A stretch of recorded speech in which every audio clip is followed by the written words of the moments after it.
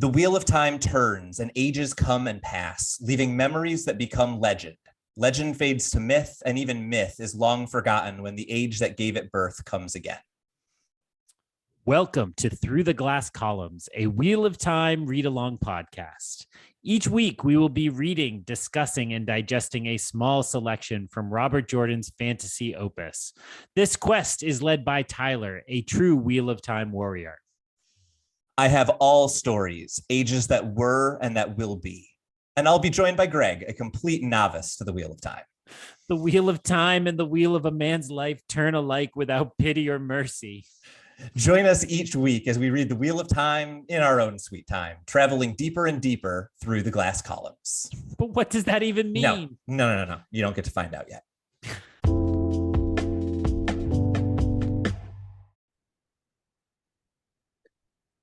Hello and welcome back to a very special episode of Through the Glass Columns. My friends, we are here breaking into another novel as we begin book 3 with a title called The Dragon Reborn, which I was definitely prepared to say and wasn't about to say The Great Hunt.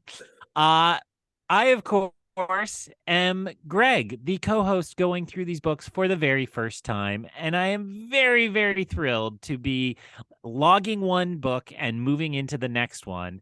I am joined by Tylor, to whom all these books are so old pat that he just doesn't care about anything. But Tylor, you've begrudgingly decided to come around again. How's it going?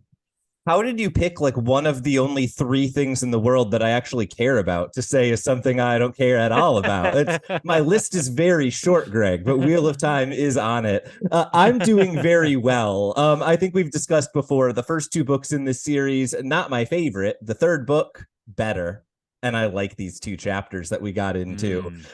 I always just get really excited at the beginning of the book, if nothing else, to read about where the wind is going to be blowing this time. Now that you're finally getting into the rhythm of finishing a Wheel of Time book and immediately diving into the next one, which, by the way, is a rhythm that should continue even after you finish the last Wheel of Time book. How are you feeling as we kind of approach a new step in this journey? I'm good. And you know, listeners have probably intuited that I'm somebody who likes to go book shopping like way too frequently. And so again, I think we were back in February. I'd gone on a trip to Chicago and I like to find an independent bookstore and make a purchase. So I bought my copy. And so now it's the summertime months and I have lots of free time and I often go to find a little used bookshop and I keep looking and being like, do I buy the next one and the next one and the next one? But I've held off so far and stuck with this. So hopefully, I will make good use of the 4th book for just the right independent bookstore when the time comes in my summer wanderings. Yeah, I would not give myself that kind of temptation. If we are on a podcast where it's going to take us 6 months to read the third book, why would you buy the 4th book and just give yourself that thought?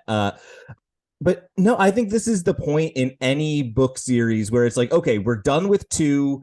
The setup's kind of got to be done at this point. Let's see what this series really becomes. And I'm really excited to dig in and let all of you who are first-time readers, like you, Greg, see just how great this series gets as it progresses. So I don't think there's anything else to say unless you jump in with something crazy. I say we just begin The Dragon Reborn with a summary of the prologue, Fortress of the Light.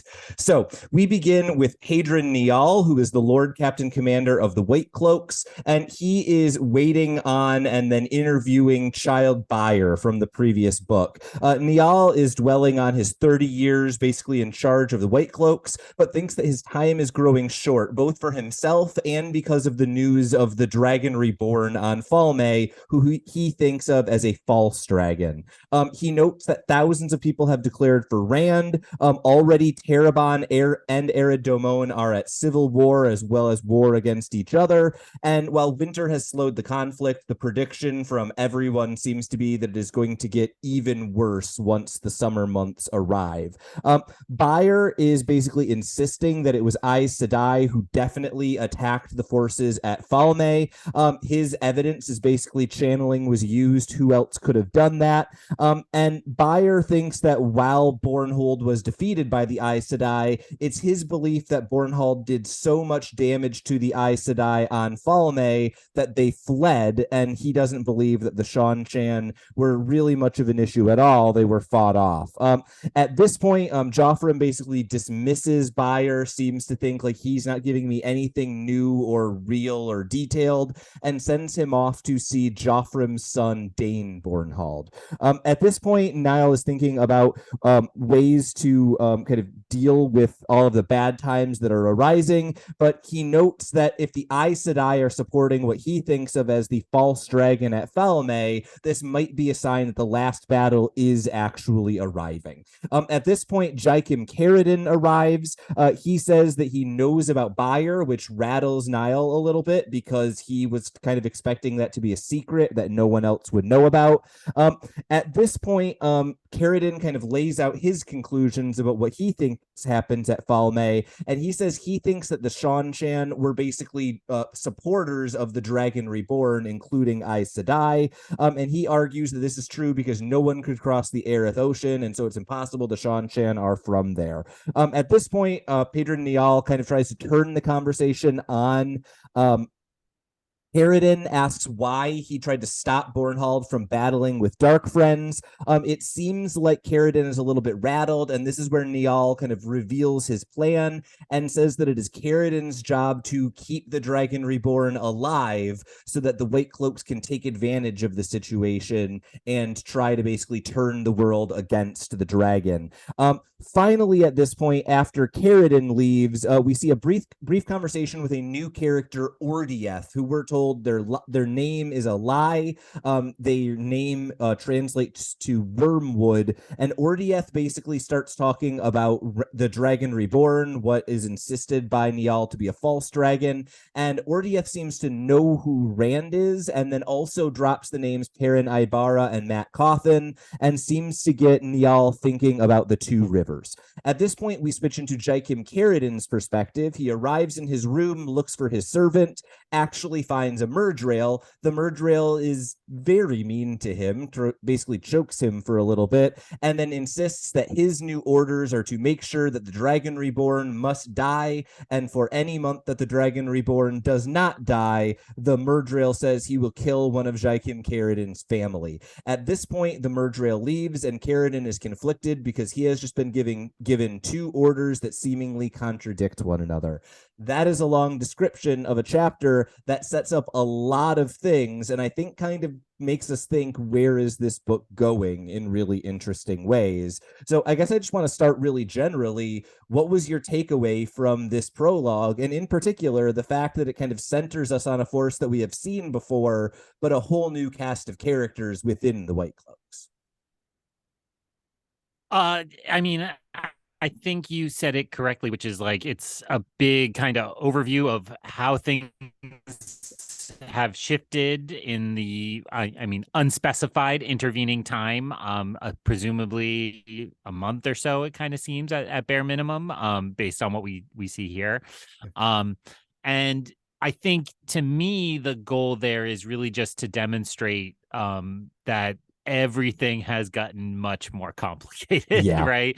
And what is really fun is we don't know all these places that get kind of the shout outs or the updates, but we know a lot more of them now. Like Civil War in Cairn means something more to us.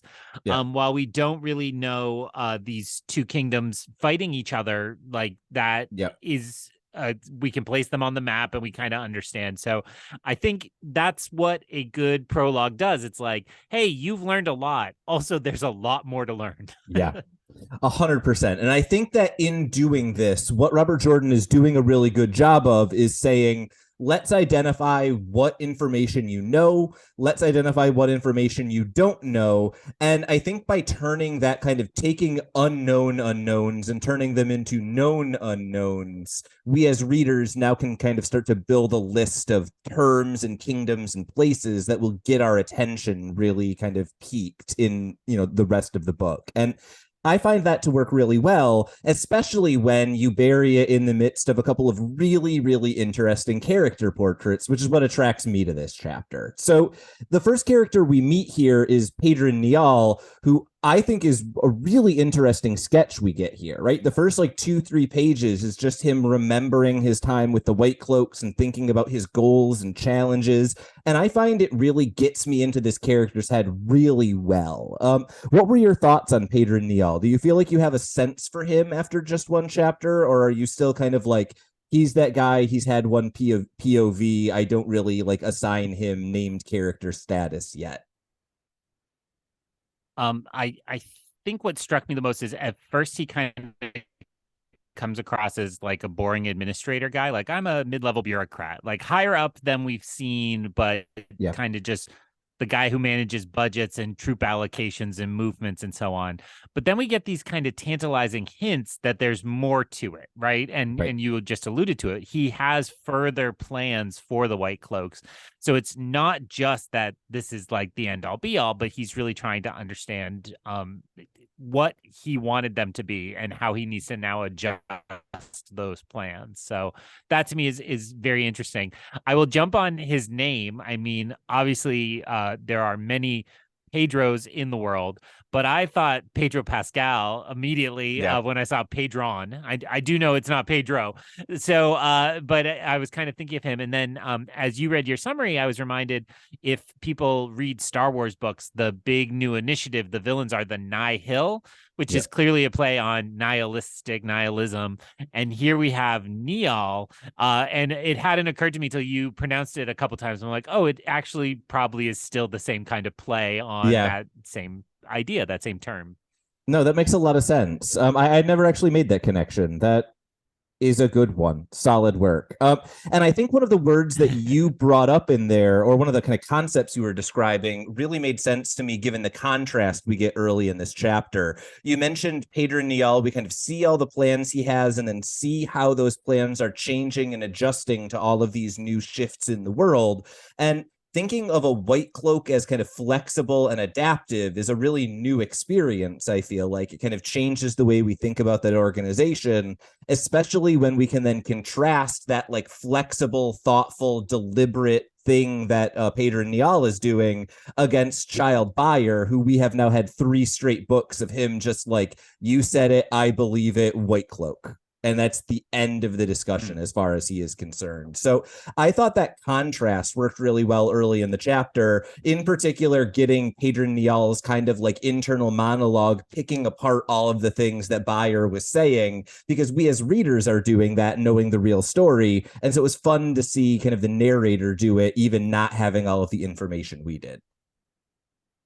I completely agree. And that was the most fun in this chapter. Certainly, it's like, and then there were these crazy rumors that all the heroes of legend were there. I'm like, they were there, which I'm sure all our listeners were doing too, because it. I always enjoy when a book plays in that way. It's like something unbelievable happens, and then the people who weren't there don't believe it. And it's like, that's good. Like, I think sometimes the shorthand is something miraculous happens, and instantly the world believes and accepts it. And, look no further than our current world where we can't agree on anything, affecting all of us. And I think this kind of portrayal is much more natural.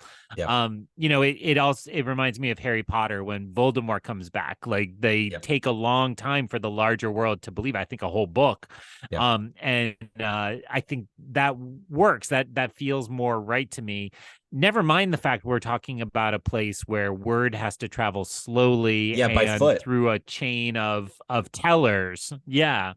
So I don't know how much we've talked about this, but in my PhD, what I studied was early America. And there's this really intricate theory that's important about public discourse and basically how newspapers foster a sense of nationhood.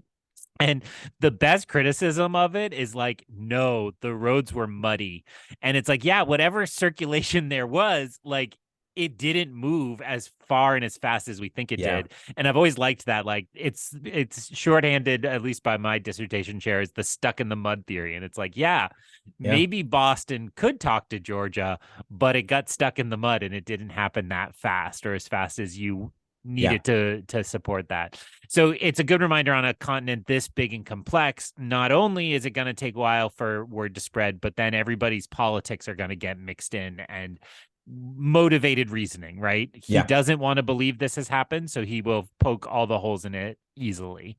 Yeah, and I think the thing that is really believable about Jordan's presentation of it is that it's not people disbelieving the one news story they hear. It's that there are 20 vaguely related ridiculous news stories and only one of them is true. And I feel like that rings really true to our current moment where it feels like the internet allows three different versions of the same event to occur simultaneously. Well, what we've got is medieval internet, which is somehow much, much less reliable, which is horrifying when we know how reliable the actual internet is. Mm. Bayer is then kind of dismissed relatively quickly, I feel like, and we kind of very quickly move on to Jaikim Carradine as kind of the contrast against Pedron Niall. And we get our first introduction to this character in this chapter. He seems kind of slick and willing to just try to dodge out of any contradiction or exception to his ideals, but I'm not sure we get too much else from him. What did you glean, or did you have any kind of thoughts on this third of our White Cloak characters in this chapter? Like a presidential candidate debate, I will bracket that for a moment to just go back and address in the last one. I just want to know, it seemed huge that Perrin is the one who's like singularly fingered in this discussion. And second, I just love the detail that they know about the vows, but have always thought the vows were lies. So using the evidence of the Sean Chan to confirm that the vows of the Aes Sedai were lies just emphasizes your point you just made about the way internet traffic happens today. It's like, yeah, it's exactly the same thing. Like, oh, there's the confirmation I need. It doesn't matter that that's the wrong evidence. Yeah, two lies confirm another lie. Yeah, exactly. So to the main question about Carradine, I certainly agree with your descriptor of slick. I think, not to cross streams, but I know a little more about the White Cloaks due to some of the revelations in the show. I like how we said, like, we'll never cross streams, and then I do it every time. Every episode. But I do have, I do have a little more kind of insight into them. So I was kind of immediately on edge knowing that this is a questioner, correct? Correct. So I was on edge with him there, and then the revelations from the end of the chapter just kind of confirmed to be skeptical. But I think in the context of the scene, while I might have kind of been nervous about him, he's kind of neutered in this scene, right? Yeah. And in the final scene, it's not like he's a like totally in control maniac bending everything to his will. He is kind of a peon, at least as presented here.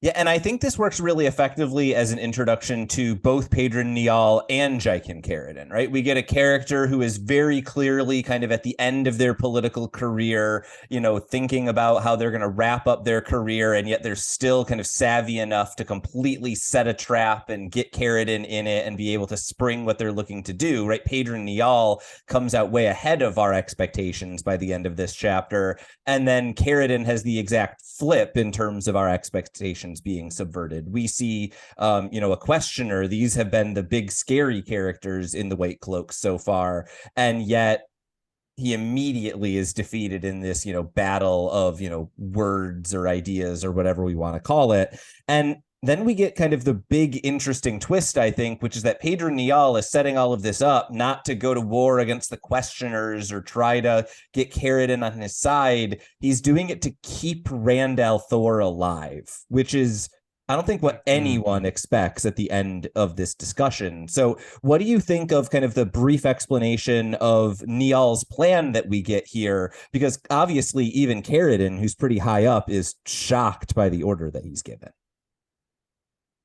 Yeah, I mean, it was a surprise, just to agree with you. Sometimes I need to remember to verbally agree with you and just not nod my head for our poor listeners.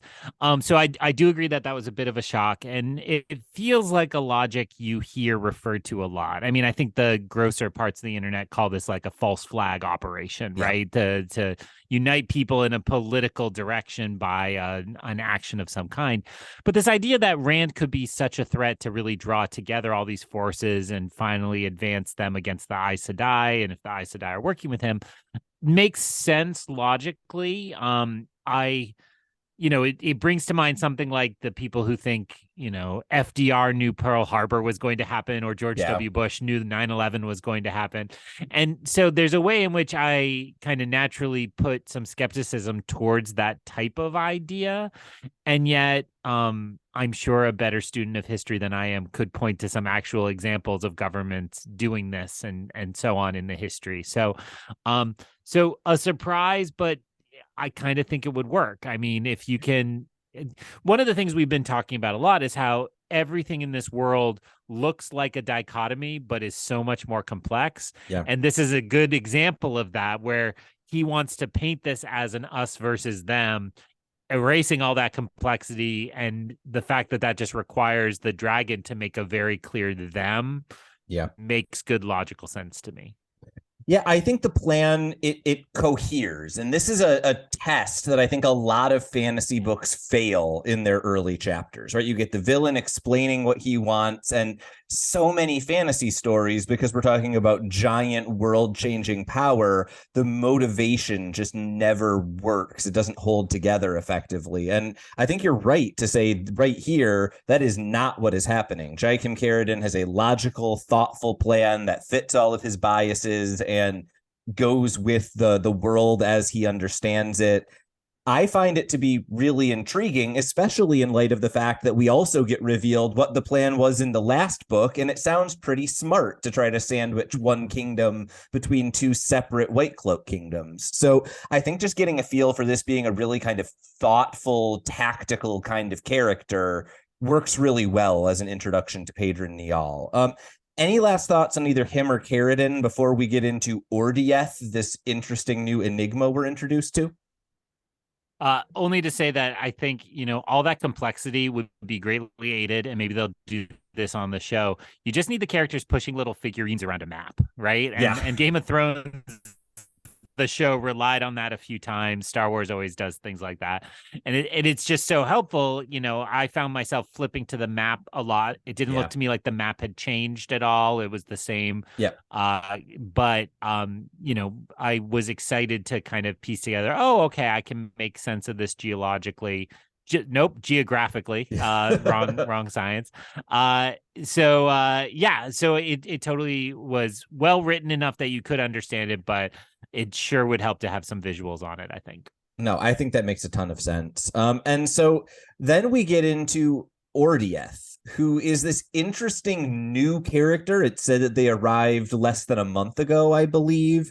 And yet they seem to have a pretty tight position in the White Cloaks, right? They know the secret entrance to Pedron Niall's study, it seems like. I don't know why I keep calling them they. It's he. Ordieth is a he.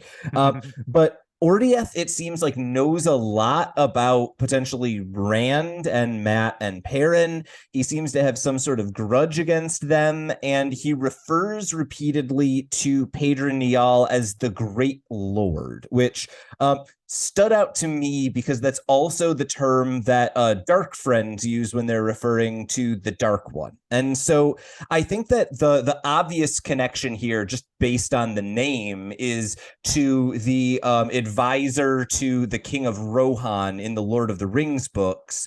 But I'm curious whether you had any other kind of insights, comparisons, or thoughts about this new character that we only get a couple of pages about, but is pretty intriguing given everything else that's going on around him. Yes, Wormtongue, just to name the character you referred to, because that's the kind of nerd I am. It certainly was immediately suspicious. My mind actually went to Lanfear. Is that right? Yep. Yeah, because we have this important figure of mythology kind of seemingly appearing out of nowhere, and we have some questions lingering from the Great Hunt about, is this dimension's Lanfear or not? So it kind of is like, oh, we have a mysterious figure just kind of popping up and has this knowledge and access rather. So it makes me think, oh, is this somebody who is like of that time from the Age of Legends, or from the kind of big scale time, instead of just someone small? Although, if simplest answer is correct, it's probably just an agent of, the Dark Friends. Yeah, no, and I think that makes sense. Is at this point we have little enough information that we can maybe narrow the list down to a third of the world, but that's not super helpful as far as making, big sweeping predictions. But if we're worried about Ordieth being, either a dark friend or someone, Lanfear, someone who is really kind of trying to push things in the direction of darkness, well, it turns out we've had two of those in this chapter, because the end POV from Jaikim Carradine, we get some real fun, dark friend stuff. And it's not a good time for Jaikim Carradine is my big takeaway here. I don't have too many notes other than this is a pretty grim dilemma Robert Jordan has set up for this character. What were your thoughts on this kind of darker section of the chapter? Well, certainly in terms of, like, as I tried to piece together these forces, again, I kind of naturally inflated the questioner based on my previous experience with people with that title. And then this really further deflates him, in that he ends up being a dog with two masters, right? And doesn't know which way to go, and certainly seems in a dark bind, like you said. But certainly, like, yep, that demonstrates what we were, or what I just referred to a minute ago, which is, it's not a dichotomy. There are very complex forces at work here, and those dynamics are going to, I'm sure, shape the book to come. Yeah, absolutely. I had two more kind of really small notes here, but nothing else that super jumped out at me in this section. The first is just a quick reminder. In the previous book, our prologue was a dark friend meeting from the perspective of a questioner. So if we are looking for questions about who is Bors, Jaikim Carradine, I think, is both a very valid kind of new suspect, and also someone who we might want to keep on kind of an eye on, who is Jaikim Carradine interacting with regularly, because if there is another dark friend in the questioners who is Bors, that would also be something to be looking at. The other thing that I find really interesting in this section is just the idea that it's very apparent Jaikim Carradine thinks he is on the same level as the Merge Rail, and the Merge Rail makes it very clear that that is not the case. And I know in the last book we spent a decent amount of time trying to figure out what I think you referred to a few times as the order of operations of the villains, like who are the highest level and who are the lowest level. This is a restructuring, I think, potentially both in our eyes. We now suspect that Merge Rail are above the high-end Dark Friends rather than at the same place, but it's also kind of a rearranging of that hierarchy for Carradine, which is an interesting character moment, even though I don't think we get a whole lot of reaction to it. Those were my other notes here. Does that bring up anything for you, or are you ready for chapter one? I think I'm primarily ready for chapter one, but agreed. I think I don't know. I was struggling not to do like a Shrek onion metaphor. Yeah. But there is a way in which a good fantasy book has to build these layers on layers, only to kind of wind up an intricate machine to then unwind it. And so when we're thinking about this order of operations, midway through the last book, it felt like the Shan-Chan was going to be a multi-book thing. And at least at the moment, they're gone. I am not convinced they're gone for good, but it did make me think, oh, okay, well, as we're thinking about this, what we're spinning up, I guess I would say the grand effect of this is just that I think the White Cloaks are much more of a presence in that winding up than I had previously.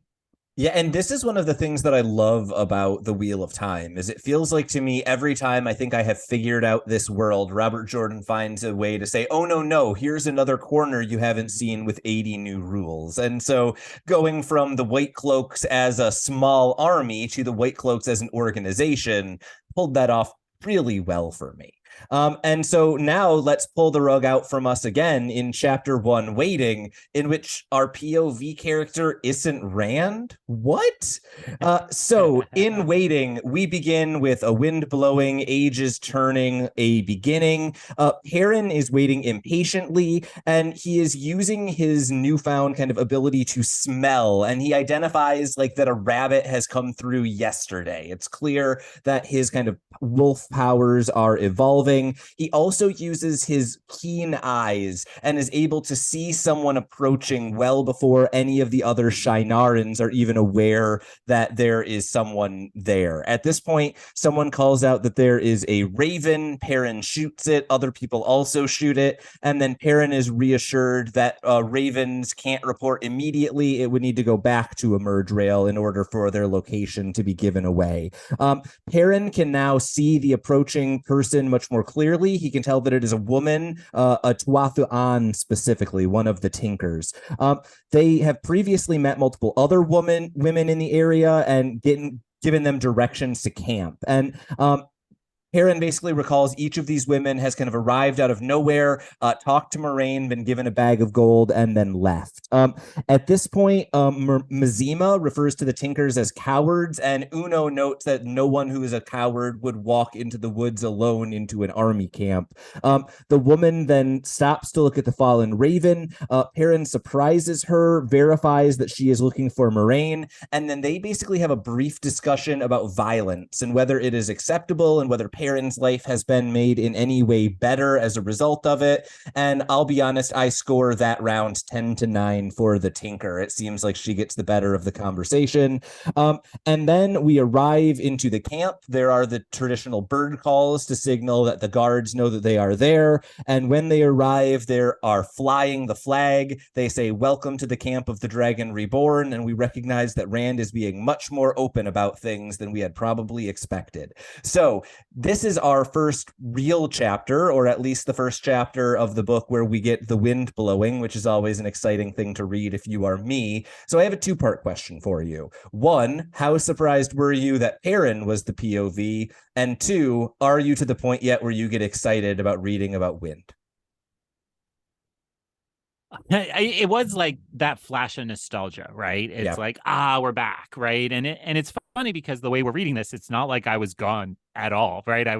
I just continued on, but it reminded me of, if you go to a Star Wars movie and the opening crawl starts, or if you where, again, who knows when we're recording this, but I assume when Indiana Jones starts next week, we'll see the Paramount Mountain. Although maybe they're not involved anymore. I don't know what they'll do. Maybe it'll be the Disney Castle will merge into something. And so it did just feel like a return. I think Lord of the Rings often signaled that with music in those movies. And it did, the wind kind of feels that wistful way about the discussion of the wind. It's like, yeah, we're back. And then I completely agree with your summary. Like the fact that it was Perrin was like, wait, what? Like him? I have the exact kind of memory that you are describing. I remember seeing The Force Awakens in theaters, and the second that Star Wars goes on the screen, it was just like, oh, we're back. And that's how the wind feels every single time that I read it. That's a great comparison.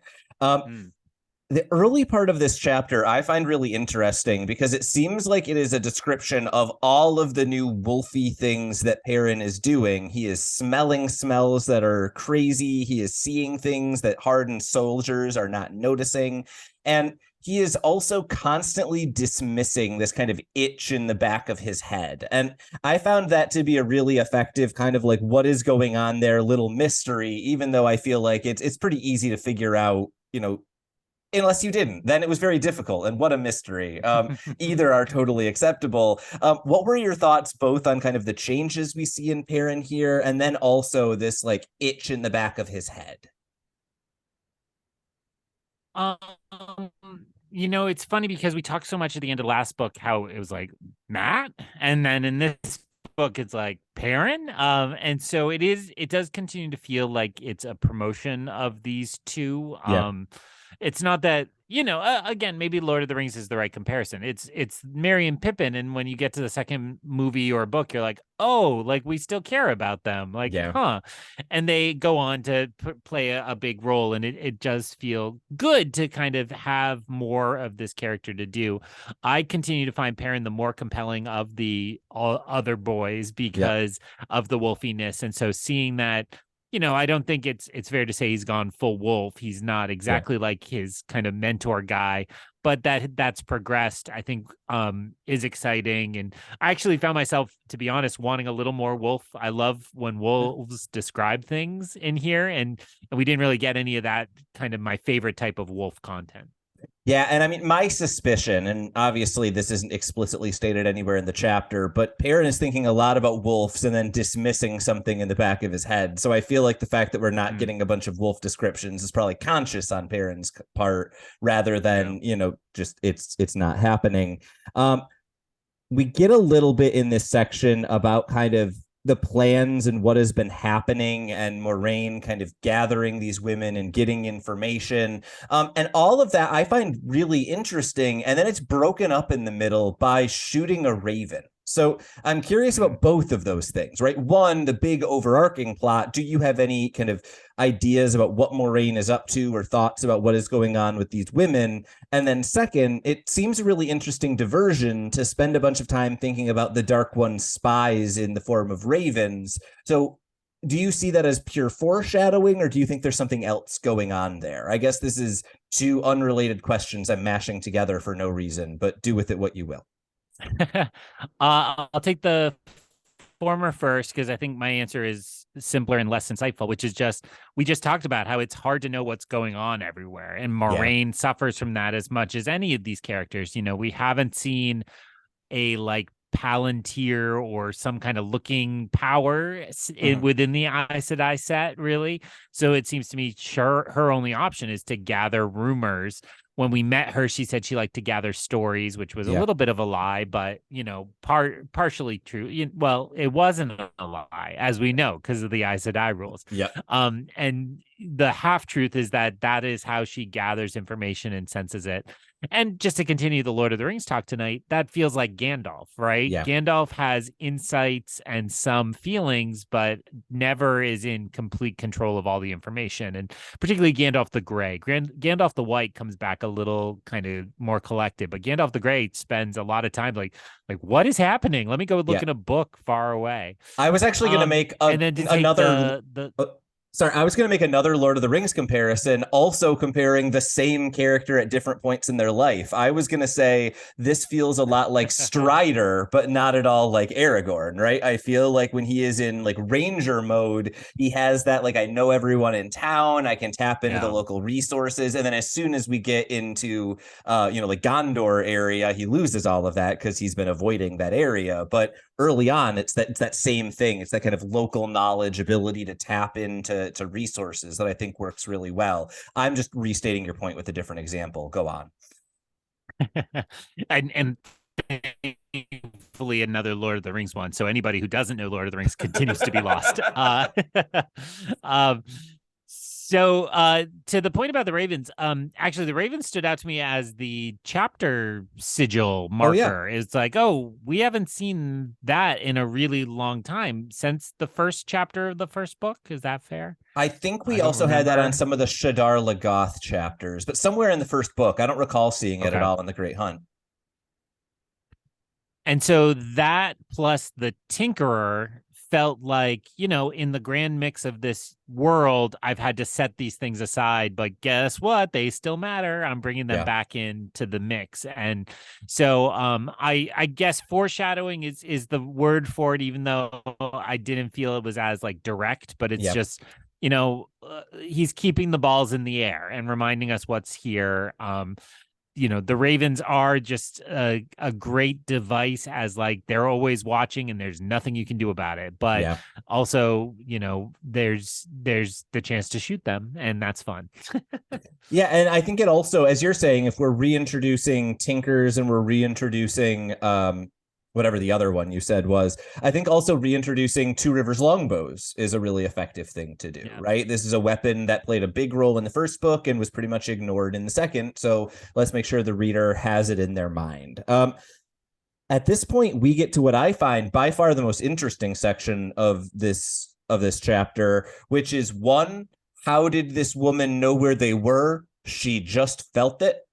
And then two, the debate between her and Perrin about the morality of violence. And I found her justification, it is possible to oppose evil without violence, to be a really great thesis for kind of how the Tinkers think about the world. So both of those ideas feel like big kind of world building pieces that can now be further fleshed out than they were before. What are your thoughts on the information we get about either or both of them as this chapter goes on? I mean, I think primarily I was thinking, oh yeah, that's right. They're pacifists, right? There is just that level of, we need that reminder that this faction within this world are not going to join the fight. But if the end of the last book felt like they were gearing up for a big battle, it's like there are multiple paths to go forward here, right? So it seems to me that because that's a message delivered directly to Perrin, and Perrin had the previous connection to the Tinkerers along with Egwene, it's like, remember, you don't have to be a happy foot soldier. There are other options in this world, and those options could include not fighting. And that's unusual in a fantasy book. I mean, pacifists are usually there to eventually have to choose a side and fight. But it feels to me like this is much more, remember, you can choose to abstain, which I think is important and innovative to put in a book like this. Yeah, and I think Robert Jordan is really playing around a lot with his own kind of perceptions of violence and war. I think it's really important to remember Robert Jordan is a Vietnam vet who, by all accounts, did not have the best time in that conflict, as most people who were involved in it didn't. And I think I was going to say, as opposed to the ones who loved it. Yeah, those three guys. I really feel like what Robert Jordan is doing here is he's kind of putting a lot of his own views on pacifism and violence into this fantasy world to expose people to those ideas. It works. I myself am now basically a follower of the Way of the Leaf because these books are really convincing.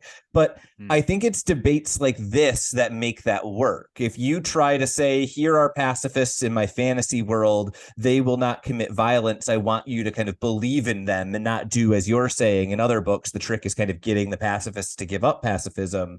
If that's not your game, you've got to have those pacifists vocally defending their position repeatedly, or people will kind of write them off. And so I find this kind of debate, even though it's only a page or so, to be really interesting, good, worthy of deep reading, just because it's a position, as you say, we rarely, if ever, see given kind of a cogent explanation in fantasy literature in particular.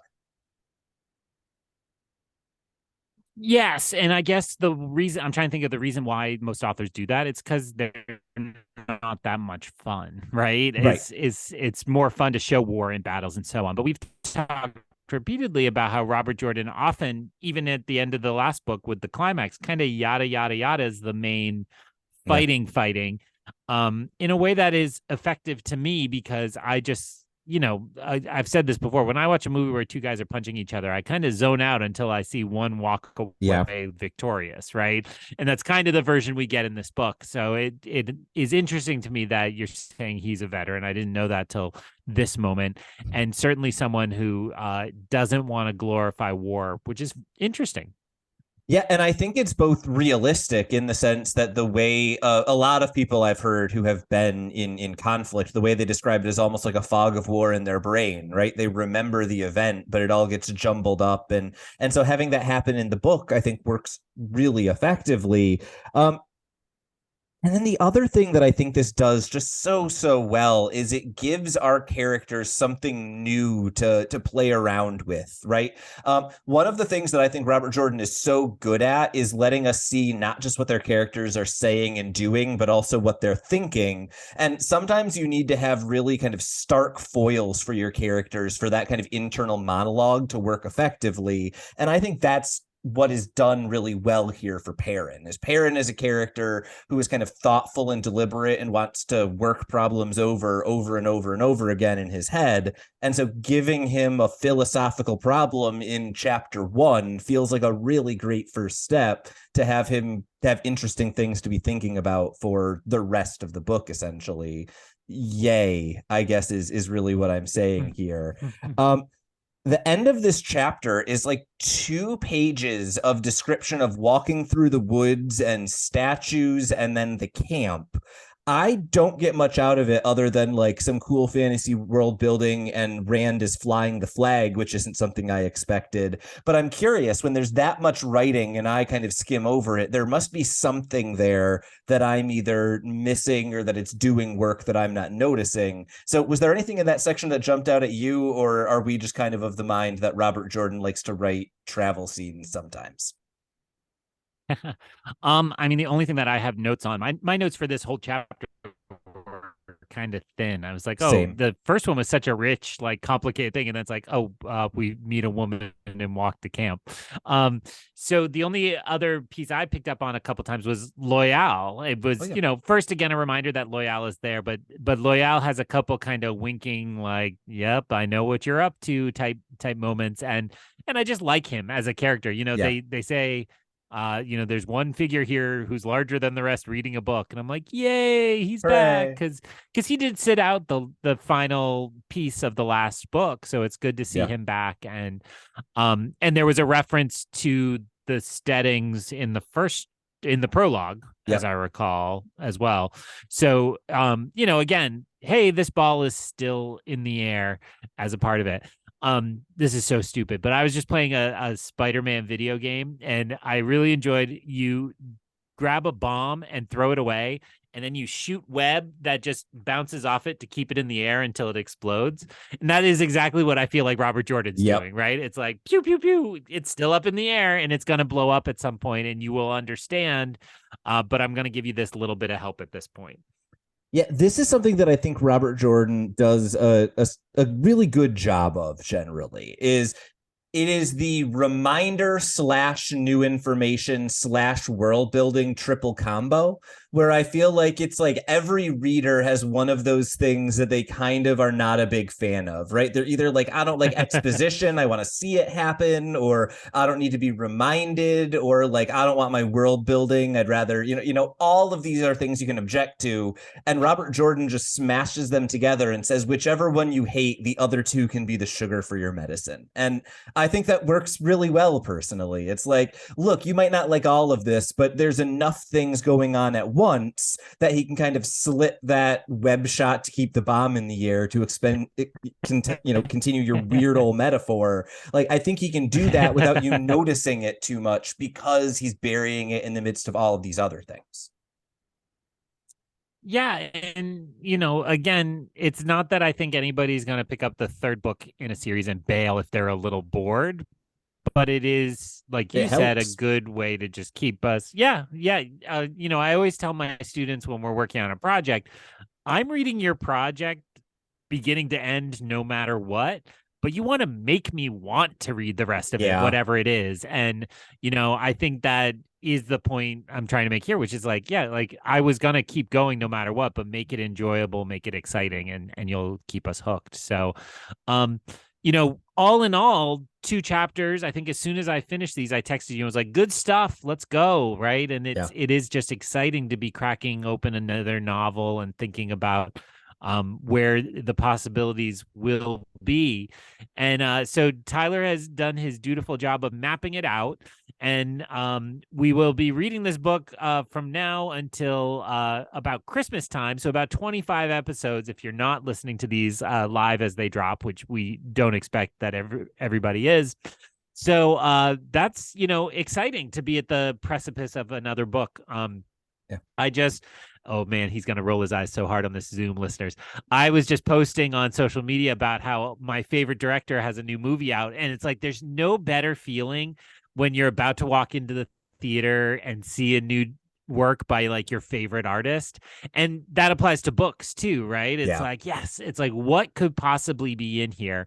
And I don't know that for me personally yet, I would put Robert Jordan up in the pantheon of like my favorite authors, but I would certainly say like, I know I'm in for a good time and for some interesting things. So it's really fun to be at this moment. I hope our listeners are feeling that as well as we start this off. So walk us through what we're reading for next week, since it is a little different this season, probably. Yeah, so the oddity that is The Dragon Reborn is that it is actually about 50 or 60 pages shorter than either of the prior two books, and yet it has 6 additional chapters compared to the prior two books. So all of that means that if you do the math, we are going to need to read a few more chapters per week than we had been to cover the same amount of pages in the same amount of time. So next week, we are going to be beginning that with a batch of 3 chapters to be reading. So for next week, your homework, I'm used to saying that, so that's just what I'm going to call it, is chapter 2, Sidene, chapter 3, News from the Plain, and chapter 4, Shadows Sleeping, which is just a good name for a chapter. If you weren't excited to read next week before, you should be now.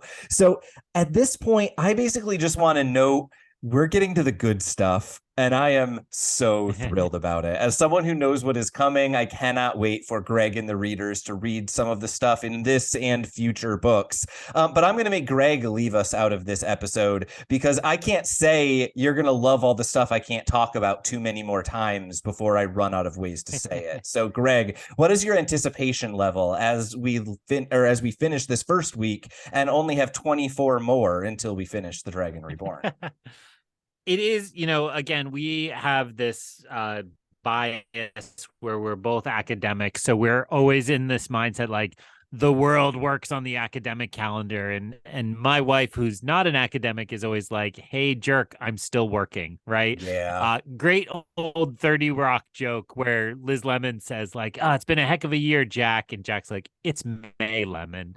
And so sensitive to that, I will say it is really a high level of enthusiasm. It's the summertime months, a time when I have a little more free time and I'm looking to read more and dive into books. And, that's my favorite hobby and pastime. So it's really exciting to be opening up this other one, thinking of it as, both a step 3 on kind of maybe a bit of a trilogy, but also a step 3 on a very long journey, a 20% of the book's journey. So I hope our readers are feeling that enthusiasm. You've probably heard this explanation other places, but just in case we picked up some new viewers, just to note that we are diving immediately into this book, as you've now heard, and we've put our TV shows as bonus episodes for the month of August. Yes. And this is in anticipation of the September release of season 2 of The Wheel of Time. So if you're feeling that Wheel of Time fever, that, you've got the vapors from too much Sidene, grab your Amazon Prime and dial up those episodes, and we will make sure you have our wonderful brand of commentary on those starting in August, about a month from when you're hearing this episode. And if that's not enough, we'll be back next time for more book Through the Glass Columns. So ends another episode of Through the Glass Columns. We thank you for joining us and continuing with us on our quest to cover all of the Wheel of Time in our own sweet time. This podcast features original content developed by Tylor Orm and Greg Cass and is not in any way affiliated with, associated with, or condoned by the Robert Jordan Estate, Tor Fantasy, or Amazon. All content is intended for entertainment and educational purposes only. If you're enjoying this podcast, please seek out the books from your local bookshop or library and join us as we continue our journey.